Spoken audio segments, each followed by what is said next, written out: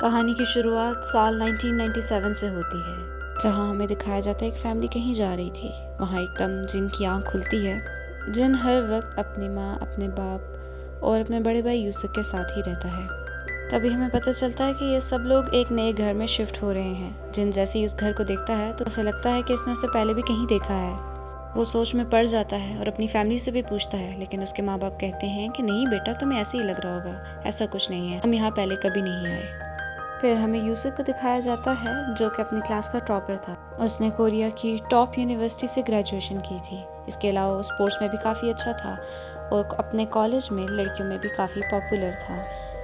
यूसुफ किसी भी तरह का कोई नशा नहीं करता था। वहीं दूसरी तरफ जिन एक एवरेज बच्चा था और उसे अक्सर मेंटल ब्रेकडाउन होते रहते थे, जिसकी वजह से उसे रोज़ दवा लेनी पड़ती थी। जिनको लगता था कि उसकी ऐसी ज़िंदगी में सिर्फ एक ही चीज़ है जिस पे वो बहुत फ़ख्र कर सकता है, वो उसका भाई यूसुफ था।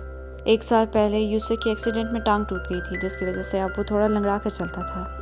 इस नए घर में जिन और यूसुफ को अपना कमरा शेयर करना पड़ेगा, क्योंकि एक कमरा है जो कि मकान मालिक ने अभी तक खाली नहीं किया, जिसमें यूसुफ रहने वाला था।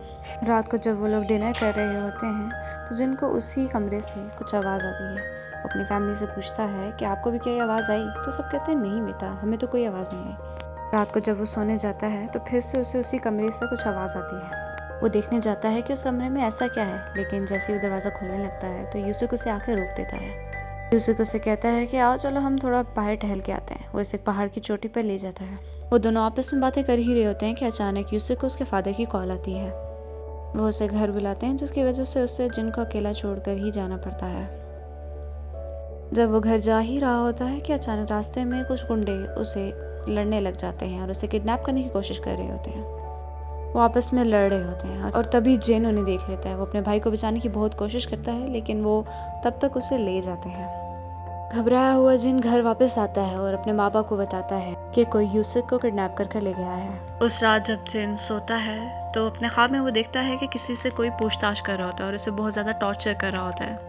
वो डर के जब उठता है तो देखता है कि उसके माँ बाप उसके पास बैठे होते हैं। अगले सीन में जिन डिटेक्टिव से बात कर रहा होता है। वो डिटेक्टिव्स को उस वैन का नंबर भी बताता है। हालांकि डिटेक्टिव्स जिनको बताते हैं कि ऐसा तो कोई नंबर मौजूद ही नहीं है। डिटेक्टिव्स कहते हैं कि फिरौती के लिए कोई ना कोई तो कॉल करेगा, लेकिन कई दिन बीत जाते हैं और कोई भी कॉल नहीं आती। अगले दिन जिन को दोबारा से उस कमरे में से कुछ आवाज़ आती है और उसे किसी से पूछताछ किए जाने वाला वो सपना दोबारा से याद आता है।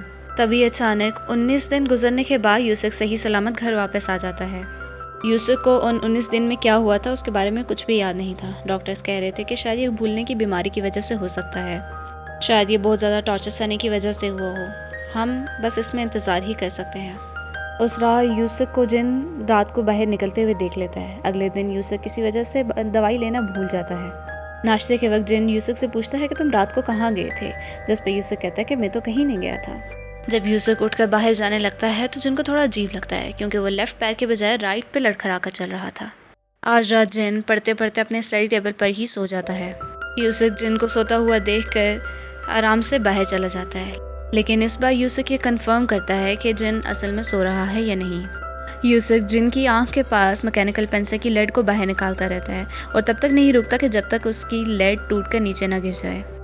यूसुफ के चले जाने के बाद हमें ये पता चलता है कि असल में तो जिन जाग रहा था। वो अपने भाई का पीछा करना शुरू कर देता है। गाड़ी यूसुफ को एक बाजार में छोड़ती है, जिसके बाद वो एक सिगरेट चलाकर आगे चलता रहता है। यूसुफ आगे जाकर 2 आदमियों से बात कर रहा होता है, जिनको देख के जिन पहचान जाता है कि ये तो वही डिटेक्टिव हैं जो पूछताछ करने के लिए उसके घर में आए थे। यूसुफ को अंदाज़ा हो जाता है कि कोई उसका पीछा कर रहा है। वो जिनको जल्दी ही पकड़ लेता है और पीछे से कोई आके उसे बेहोश कर देता है।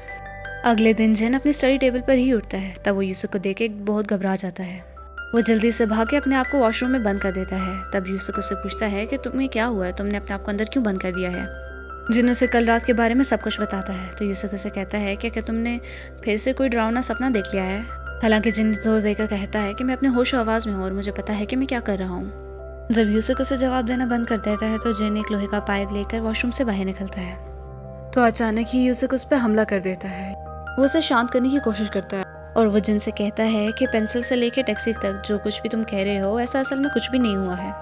यूसुफ जिन से पूछता है कि क्या तुमने कल अपनी दवाई ली थी, जिसे सुनकर यूसुफ थोड़ा शांत हो जाता है, क्योंकि उसे याद आता है कि कल उसने अपनी दवाई नहीं ली थी। फिर जिन अपनी दवाई लेता है और यूसुफ दोबारा बाहर चला जाता है। यूसुफ के चले जाने के बाद जिन अपनी स्टडी पर भी दोबारा बैठता है पढ़ने के लिए, लेकिन वो देखता है कि वहाँ पे टूटी हुई लेड पड़ी हुई थी। अब जिन को यकीन हो जाता है कि यूसुफ उससे झूठ बोल रहा था। जिन ये सब कुछ अपनी माँ को बताता है। ये सब सुन के उसकी माँ कहती है कि मैं इसके बारे में तुम्हारे पापा को ज़रूर बताऊंगी। जिन अपनी माँ से कहता है कि हमें और भी सबूत इकट्ठे करने चाहिए। उस रात जिन चुपके से अपनी माँ को यूसुफ से उसके बारे में बात करते हुए सुन लेता है। अब जिनको पता चल जाता है कि ये उसकी असली फैमिली नहीं है और ये सब उसकी फैमिली होने का सिर्फ नाटक कर रहे हैं। फिर जिनकी माँ को लगता है कि कोई उसकी बातें सुन रहा है। वो उसे चेक करने के लिए बाहर जाती है, लेकिन बाहर उसे कोई नज़र नहीं आता। फिर वो जिन के कमरे में जाती है। वो ब्लैंकेट उठाकर देखती है तो जिन वहीं पर होता है। अपनी माँ के जाने के बाद उस घर से भागने की कोशिश करता है और खिड़की से कूद कर नीचे चला जाता है, जिसमें उसे थोड़ी चोट भी लग जाती है। तभी बाहर उसकी मुलाकात अपने नकली बाप से होती है और कुछ ही देर में जिनकी माँ भी आ जाती है। जब जिन का बाप उसे रोकने की कोशिश करता है तो जिन उन्हें धक्का देकर वहाँ से भाग जाता है। जिनकी माँ उसके पीछे एक गुंडे को भेजती है उसे पकड़ने के लिए, लेकिन जिन किसी न किसी तरह पुलिस स्टेशन पर पहुंच ही जाता है। पुलिस को देखे वो गुंडा भी वहाँ से भाग जाता है। फिर जिन पुलिस को पूरा मामला बताता है। वो पूरे डेटाबेस में जिन की इन्फॉर्मेशन को चेक करते हैं। वो जिनको बताते हैं कि तुम्हारी पैदाइश 1977 की है और वो 41 साल का है। हालांकि जिन जोर देकर कहता है कि वो 41 का नहीं बल्कि 21 साल का है। इस पर पुलिस ऑफिसर उससे ये कहता है कि तुम ये बताओ कि ये कौन सा साल चल रहा है। जिस पर जिन जवाब देता है कि ये 1997 है। इस पर ऑफिसर उसे बताता है कि 1997 नहीं बल्कि 2017 चल रहा है। जिन ये सुनकर हैरान रह जाता है। वो चारों तरफ देखता है, तभी उसे कुछ बच्चों के पास फोन नजर आता है।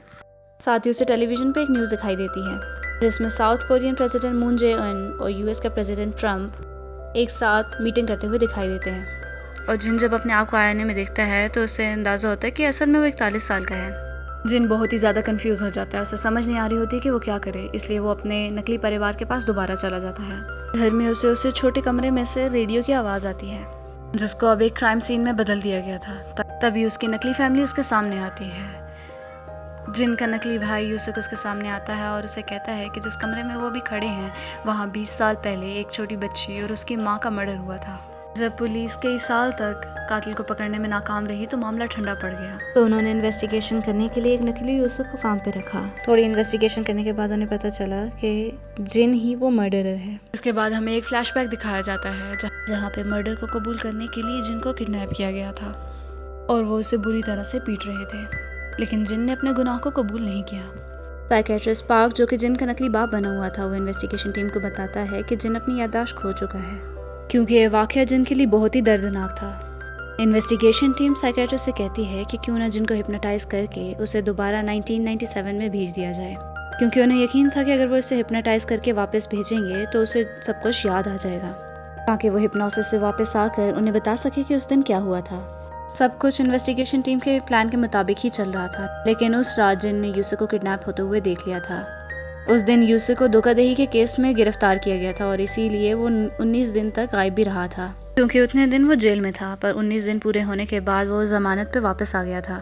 और हमें इस बात का भी पता चलता है कि उस कमरे में से आने वाली आवाज़ इन्वेस्टिगेटिंग ऑफिसर्स की थी जो वहाँ पर काम कर रहे थे। अब कहानी प्रेजेंट में वापस आ जाती है। यूसुफ जिनको एक ऐसी जगह लेके जा रहा था जहाँ उसे उन 2 मासूम जानों की मौत का बदला चुकाना था। जिनको अभी भी लगता है कि उसने कोई मर्डर नहीं किया। वो वैन से कूद जाता है और वहाँ से भागने की कोशिश करता है। यूसुफ उसका पीछा करता है, लेकिन आखिर में उसकी गाड़ी एक पेड़ के साथ जाके टकरा जाती है। दूसरी तरफ जिन को भी एक ट्रक टक्कर मार देता है, की वजह से उसकी 1997 की याददाश्त वापस आ जाती है। सीन शिफ्ट होता है और हमें 1997 की शुरुआत दिखाई जाती है। उस वक्त जिन अपने असली माँ बाप और अपने बड़े भाई के साथ कहीं जा रहा था। तभी अचानक एक्सीडेंट होता है जिसमें उसके माँ बाप की मौत हो जाती है और उसका बड़ा भाई यूसुफ जख्मी हो जाता है। यूसुफ की सर्जरी करवाने के लिए जिनको पैसों की सख्त ज़रूरत थी, लेकिन 1997 क्राइसिस की वजह से बहुत ही मुश्किल वक्त था। जिन नौकरी की तलाश के लिए ऑनलाइन जाता है और जहाँ उसे एक अनजान आदमी का मैसेज आता है। वो उसे किसी की बीवी को मारने का ऑर्डर देता है और वो कहता है कि तुम्हें मुंह मांगी रकम मिलेगी, लेकिन जिन को घर में मौजूद बाकी 2 बच्चों को बिल्कुल सेफ रखना होगा। वो उस घर में मर्डर के लिए जाता है, लेकिन वहाँ जाकर उसका दिल नहीं मान रहा होता कि वो मर्डर करे। वो वहाँ से जाने ही वाला था कि तभी दोनों माँ बेटी उसे देख लेती हैं। जिन घबरा जाता है और हड़बड़ाहट में वो दोनों को मार देता है। तभी एक छोटा बच्चा बाहर आता है और जिन को देख लेता है। तो बच्चा जिन से पूछता है कि क्या बाबा वापस आ गए, तो वो उससे कहता है कि तुम उल्टी काउंटिंग करो और 1 तक पहुंचते ही तुम्हारे बाबा वापस आ जाएंगे। जैसे ही जिन जाने लगता है वो एक फ्रेम देखता है तो उसे पता चलता है कि ये तो उसी डॉक्टर की फैमिली है और उसने अपनी ही बीवी को मारने का उसे ऑर्डर दिया था। और जिन ये जानने की कोशिश करता है कि ये डॉक्टर अपनी फैमिली को ही क्यों मरवाना चाहता था। फिर डॉक्टर उसे बताता है कि पैसों की कमी ने उसे बैंकरप्ट कर दिया था और उसने अपने बच्चों को बेघर होने से बचाने के लिए अपनी बीवी के नाम पर बहुत सारी इंश्योरेंस पॉलिसी ले रखी थी, क्योंकि जिन ने उसकी बीवी के साथ साथ उसकी बेटी को भी मार दिया था। तो डॉक्टर उसे कहता है कि तुम्हारा भाई यूसुफ कब नहीं बचेगा। उन दोनों के बीच हाथापाई शुरू हो जाती है और तभी गलती से यूसुफ उसे धक्का देता है और वो छत से नीचे जा गिरता है और डॉक्टर की भी मौत हो जाती है। तभी फिल्म प्रेजेंट में वापस आती है और जिन अपने आप को एक हॉस्पिटल में पाता है। जो लड़का जिनको वैन में लेके जा रहा था वो उस एक्सीडेंट में किसी तरह बच जाता है और वो जिन को जहर दे के मारने की कोशिश करता है। तभी जिन उससे कहता है कि मेरी याददाश्त वापस आ चुकी है। तभी वो आदमी उससे कहता है कि वो वही छोटा बच्चा है जिसको उसने जिंदा छोड़ दिया था उसकी माँ और उसकी बहन को मारने के बाद। उसकी फैमिली के गुजर जाने के बाद उसके रिश्तेदारों ने उसके सारे पैसे हड़प लिए थे और उसे एक ऑर्फनेज में छोड़ दिया था। वो जिन से कहता है कि उस दिन तुमने मुझे क्यों नहीं मारा, काश तुमने उस दिन अगर मुझे मार दिया होता तो मुझे आज ये दिन नहीं देखना पड़ता। और वो जिन से पूछता है कि क्या उसको मर्डर करने के लिए उसके बाप ने कहा था, जिस पर जिन उससे झूठ बोलता है और सारी जिम्मेदारी खुद पर ले लेता है। लेकिन वो आदमी उसकी बातों पे यकीन नहीं करता। जिन को यह एहसास होता है कि सच में उसने एक मासूम फैमिली की जान ली थी, इसलिए वो खुद को जहरीला इंजेक्शन इंजेक्ट कर देता है की वजह से उसकी मौत हो जाती है। वहीं दूसरी तरफ उस आदमी को भी अपनी फैमिली के असली मर्डरर के बारे में पता चल चुका था, इसलिए वो भी हॉस्पिटल की खिड़की से कूदकर जान दे देता है और यहाँ पे फिल्म ख़त्म हो जाती है। ऐसी और वीडियोस देखने के लिए हमारे चैनल को सब्सक्राइब करें।